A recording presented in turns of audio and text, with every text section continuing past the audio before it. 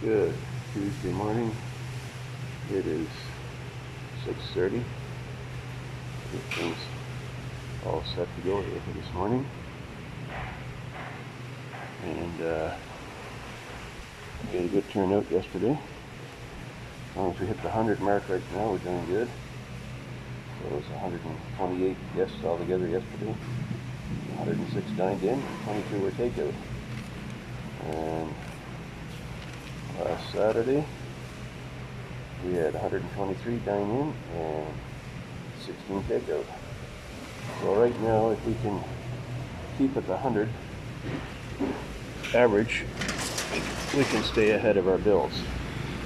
It's been all cleaned out here this morning, every morning, sanitized. It's just water with bleach in it, Zonrox, and we'll do that almost every hour on the hour out here when things are fired up. So we're grateful for those that come from far away.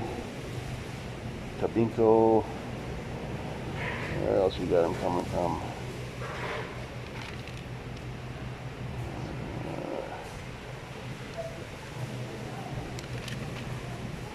Telegat Island, Digos, Mental. Yeah, we appreciate very much in these very trying times. Tagoon City, Antapa City.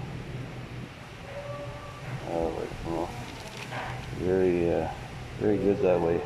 Lots of support from Terrill again. Sometimes it's a lot from outside of Davao. Samal Island. Well, we really appreciate that support. Things are all clean in here this morning. We got our ventilation fired up, all 4 fans running at maximum. Try and keep it as safe as possible. And, so our tables, what we use for that is like a Mr. Muscle, and just a little pinch. It's a concentrate, and that kills 99.9% of bacteria. And we also, we're open, so you're going to get flies coming in here. It's just a parcel of it. And so one shot of that spray and they're dead. And we found that if you do that for about 5 or 10 minutes, it clears the whole place out. I don't know whether they communicate one another, say, hey, don't go in that place, man, it's too dead, it's too deadly in there. But we've managed to control the flies in here, even though we're in an open air environment. And I'll tell you, and when you're in a city, it's not clean. So it's a big challenge each and every day to keep this place clean. There's a lot of dust, but my staff are trained that you clean. So that's what it is in here. And all these vinegar and soya containers are all wiped down after every customer. Our floor in here every morning, every night when we shut down, is sanitized, again with that Zonrox water solution. It doesn't have to cost a lot of money, folks. It just involves a little back power and a little elbow grease. That's all it is to be clean. It's not rocket science. But before I got into the restaurant industry here, we used to eat out, and I tell you, I walked out of a lot of places. So, when I was truck driving back in my home country, you always heard of the restaurants that had the good reputation, and they were clean. They gave you nice big portions, and it was reasonable. And those truck stops, those restaurants, they were packed all the time. And that's the way we were in our other location. We were doing about 2,200 customers a day. Now that's not paying customers. That's people that walk in. So out of the 4, you'll get one that's paying, right? One that's paying, and there's a lot of sharing going on. We don't mind that, but we do mind you bringing in your own food and drink. We don't allow that. For one, we're in the restaurant business, and that's what we do. We do food and drink. So you're not going to take it in here. And another thing with that, it's the safety. I don't know, when you take in your own food, I don't know how you prepared it or where you brought it from, because sometimes they'll bring it in from another restaurant. We've seen it many times where people walk in here with a great big old aluminum pot filled with rice, and there's about 10, 12 people. Not going to happen, folks. Not going to happen. I can't pay my electric bill and all my utilities and give my staff a good wage, and you're bringing your own food into a restaurant.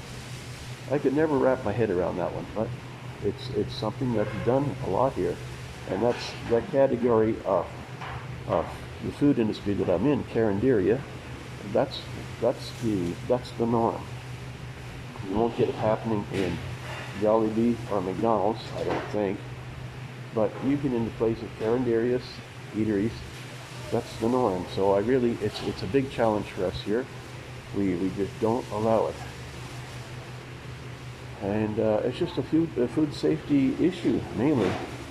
And a surviving issue. And even more so these days, we stomped it out. You're not coming in here with food. It's just not going to happen. So if you enjoy your food that much, eat it at home. Or if you enjoy the food where you bought it at, eat it there. Don't take it into another restaurant. That's just rude and crude, right?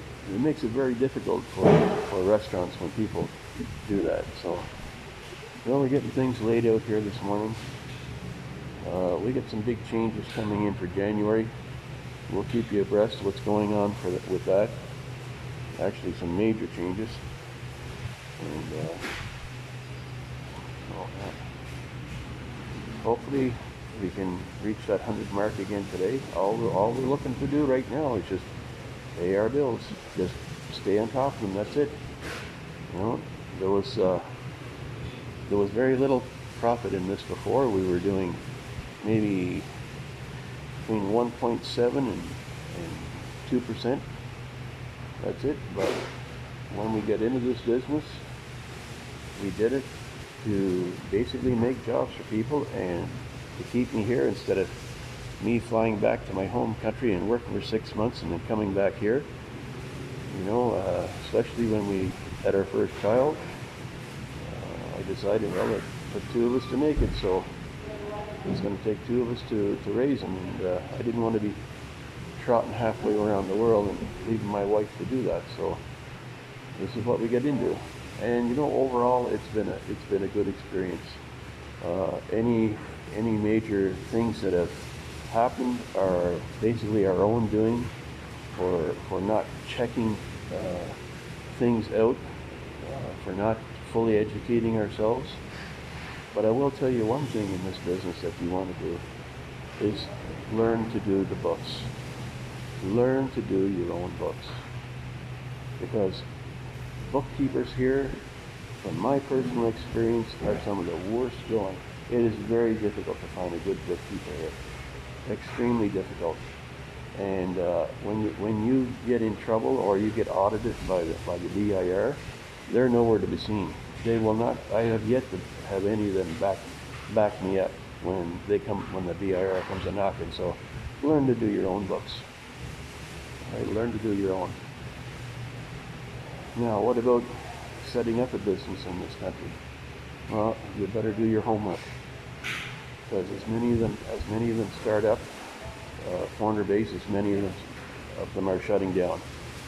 So you really need to do your homework. Can you do it farming? I think you can. I think if you're smart about it and you got some good people, I think you can do well just living and working and making money on a farm. I think it's just mixed, high value crop. Few animals, chickens, yes, they're good. Chicken is king in this country.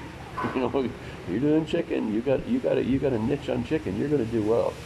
just selling a barbecue chicken, you'll do well. It'll pay your way here. It'll support you here. If you got a niche, so a little catch, something unique that somebody else is doing, and don't worry about anybody copying you because if it involves work, most chances are you're not going to have much competition.